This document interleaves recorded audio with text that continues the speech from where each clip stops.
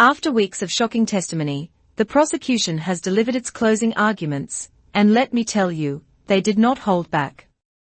We are going to break down the key points, the most explosive accusations, and what this all means as the jury prepares to deliberate. You are not going to want to miss this. The prosecution's closing argument, delivered by Assistant U. Attorney Christy Slavic, painted a picture of a man who, for decades, allegedly used his fame, wealth, and power to operate a criminal enterprise. The prosecution's central argument is that Diddy wasn't just a powerful figure in the music industry, he was, as they put it, the leader of a criminal enterprise. So, what are the key takeaways from the prosecution's final words to the jury? Power, violence, and fear, this was the prosecution's mantra. They argued that Diddy used these three things to control and manipulate his victims. We are talking about a pattern of abuse that allegedly spanned decades. The freak-offs, this term has been central to the trial. The prosecution described these as drug-fueled sex parties, where Diddy allegedly coerced women into performing sex acts with sex workers for his own entertainment. They presented testimony from his ex-girlfriend, Cassie Ventura, and another woman known as Jane, who both gave harrowing accounts of these events. The prosecution argued that these were not consensual encounters, but a form of sex trafficking. The racketeering charge, this is the big one, and it carries a potential life sentence.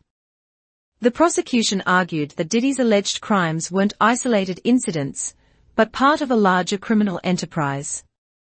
They pointed to a small army of employees who they say helped facilitate these crimes, from procuring drugs to intimidating witnesses.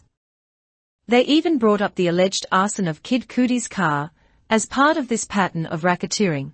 All right, closing arguments are now underway in the federal racketeering and sex trafficking trial of Sean Diddy Combs in New York City. CBS News legal reporter Katrina Kaufman is live outside the New York City courthouse. Katrina, thank you for your time today. I know there's a lot going on, but what have you heard so far today? So the prosecution is delivering their closing arguments, and they are bringing together all of these charges, going piece by piece through the elements that they have to prove for racketeering conspiracy, sex trafficking, and transportation for the purpose of prostitution. And with racketeering, they need to show that Combs was at the head of all of this. So basically, they explained to the jury that the enterprise here has to be a group of people who came together with a common purpose to serve the defendant. And they brought up this quote that came up towards the beginning of the trial, where someone said that it's Sean Combs' kingdom, and everyone was there to serve him. So they're really just trying to break down all of this testimony that we've heard from over many, many weeks from 34 witnesses and go through each potential underlying predicate act for this racketeering conspiracy charge.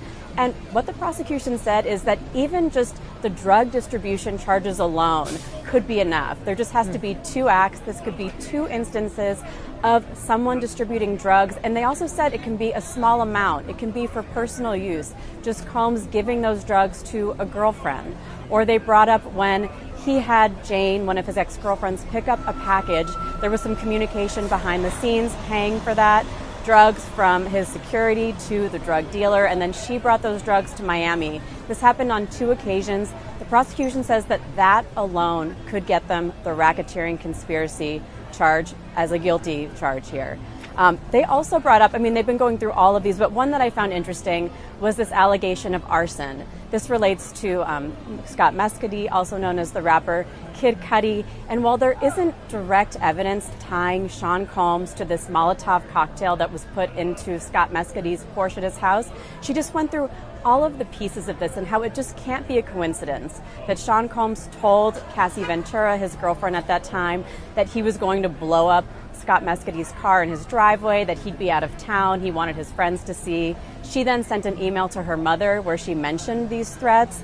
And then, just coincidentally, the prosecution said that same Porsche that Scott Mescudi drove ended up having a Molotov cocktail put in it. That set fire. That equates to arson. And another tie-in is that there was an alleged break-in at Scott Mescady's house, that there's a Combs car, it was linked to his company, right outside. Scott Mescady had driven by in that Porsche. So she's just showing the jury that there are all of these little elements, and even if there isn't this concrete thing, bringing Sean Combs to the scene of that alleged crime, there's just too much here to be a coincidence. All right, Katrina Kaufman, thank you so much. We shall wait and see when a final verdict is read in the courthouse. We appreciate your time. This is No Filter News. Truth served raw, bold, and uncut.